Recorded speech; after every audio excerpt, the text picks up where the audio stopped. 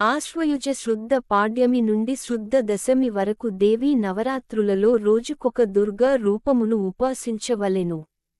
నవదుర్గలు: ప్రథమ శైలపుత్రీచ, ద్వితీయ బ్రహ్మచారిణి, తృతీయ చంద్రఘంటేతి, కూష్మాండేతి చతుర్థికి, పంచమ స్కందమాతేతి, షష్ఠా కాత్యాయనేతి చ, సప్తమా కాళరాత్రీ చ, అష్టమా చేతి భైరవీ, నవమా సర్వసిద్ధిశ్చాత్.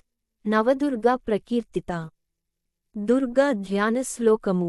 ఓం హ్రీం కాళాభ్రాభాం కటాక్షైరరికులభయదాం మౌలిబద్ధేందురేఖాం శంఖం చక్రం కృపాణం త్రిశిఖమపి కరైరుద్వహంతీం త్రినేత్రాం సింహస్కంధాదిరూఢాం త్రిభువనమఖిలం తేజసా పూరయంతీం ధ్యాయేద్దుర్గాం జయాఖ్యాం త్రిదశపరివృతాం సేవితాం సిద్ధికామై. చంద్రఘంట, అన్నపూర్ణ. నైవేద్యం: కొబ్బరి అన్నము. పిండజ ప్రవరూరుఢ చంద్రకోపాస్త్ర కైర్యుత, ప్రసాదం తనుతే మహ్యం చంద్రఘంటేతి విశ్రుత. ఆశ్చర్యార్ధక చిహ్నం. ఆశ్చర్యార్ధక చిహ్నం. కొబ్బెరన్నం.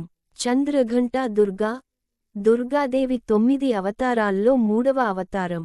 భక్తులు ఈ అమ్మవారిని చంద్రఖండ, చండిక, రణచండి అని కూడా పిలుస్తారు. చంద్రఘంట అంటే అర్ధచంద్రాకారంతో గంట కలిగి ఉన్నది అని అర్థం.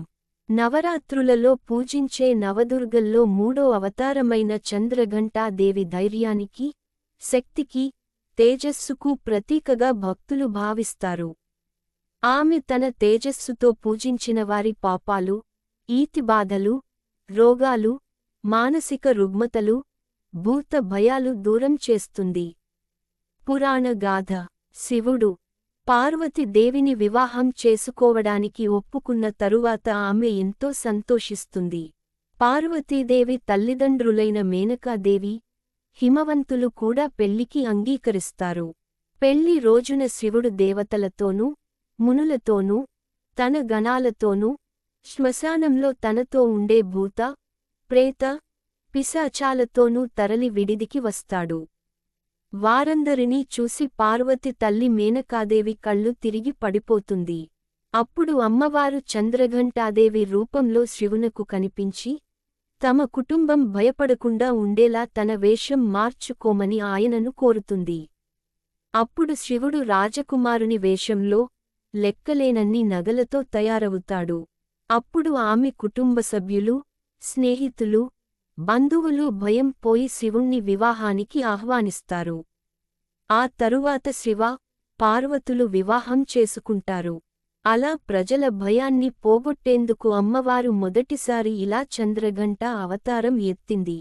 శివ, పార్వతుల కుమార్తె కౌశికిగా దుర్గాదేవి జన్మించింది. శుంభ, నిశుంభులను సంహరించమని ఆమెను దేవతలు ప్రార్థించారు. ఆమె యుద్ధం చేస్తుండగా ఆమె అందం చూసి రాక్షసులు మోహితులవుతారు. ఆమెను తన తమ్ముడు నిశుంభునికిచ్చి వివాహం చేయాలని శుంభుడు కోరుకుని ధూమ్రలోచనుణ్ణి కౌశికిని ఎత్తుకురమ్మని పంపిస్తారు. అప్పుడు అమ్మవారు తిరిగి చంద్రఘంటా దుర్గా అవతారం ధరించి ధూమ్రలోచనుణ్ణి, అతని పరివారాన్ని సంహరిస్తుంది. అలా శుంభ, నిశుంభులతో యుద్ధంలో నవదుర్గా అవతారాల సమయంలో రెండోసారి చంద్రఘంటా దుర్గా అవతారం ఎత్తింది అమ్మవారు. చంద్రఘంటా దుర్గా దేవి అవతారం. రూప వర్ణన. చంద్రఘంటా దుర్గా దేవి 8 చేతులతో ఉంటుంది. ఒక చేతిలో త్రిశూలం, ఒక దానిలో గద, ఒక చేతిలో ధనుర్బాణాలు, మరో చేతిలో ఖడ్గం, ఇంకో చేతిలో కమండలం ఉంటాయి. కుడి హస్తం మాత్రం అభయముద్రతో ఉంటుంది. చంద్రఘంటా దుర్గాదేవి పులి మీదగాని, సింహం మీదగాని ఎక్కుతుంది. ఈ వాహనాలు ధైర్యానికి, సాహసానికి ప్రతీకలు. అమ్మవారి కిరీటంలో అర్ధచంద్రుడు ఉండగా, ఫాలభాగంలో 3వ నేత్రంతో ప్రకాశిస్తుంది ఆ తల్లి. అమ్మవారు బంగారు వర్ణంలో మెరిసిపోతుంటుంది. శివుడు ఈ అమ్మవారి అందానికి ముగ్ధుడయ్యాడని పురాణోక్తి. పులి లేదా సంహవాహిని అయిన అమ్మవారు ధైర్యప్రదాయిని.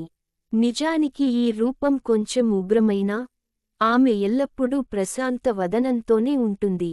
ఉగ్రరూపంలో ఉండే ఈ అమ్మవారిని చండి, చాముండాదేవి అని పిలుస్తారు. ఈ అమ్మవారిని ఉపాసించేవారు మొహంలో దైవశోభతో ప్రకాశిస్తుంటారని భక్తుల నమ్మిక. వారు అద్భుతమైన తేజస్సుతో ఉంటారట. ఈ అమ్మవారిని పూజించేవారు విజయాన్ని అతిశీఘ్రంగా పొందగలరని భక్తుల విశ్వాసం. దుష్టులను శిక్షించేందుకు ఈ అమ్మవారు ఎప్పుడూ తయారుగా ఉంటుందని పురాణోక్తి. అలాగే తన భక్తులకు ప్రశాంతత, జ్ఞానం, ధైర్యం ప్రసాదిస్తుందిట ఈ అమ్మవారు. రాక్షసులతో యుద్ధం చేసే సమయంలో అమ్మవారి చేతిలోని ఘంట భీకరమైన శబ్దం చేసిందట. కొందరు రాక్షసులకు ఆ ఘంటానినాదానికే గుండెలవిసాయని దేవి పురాణం చెబుతోంది. అయితే ఈ ఘంటానినాదం ఆమె భక్తులకు మాత్రం శుభదాయకమని, ఎంతో మధురంగా వినపడుతుందని ప్రతీతి. దుష్టులకు అమ్మవారి రూపం ఎంత భయదాయకమో, ఉపాసకులకు మాత్రం అంత ప్రశాంతంగా కనిపిస్తుంది. ఓం శ్రీ అన్నపూర్ణా దేవ్యై నమః. ఓం శ్రీ చంద్రఘంటా దేవ్యై నమః.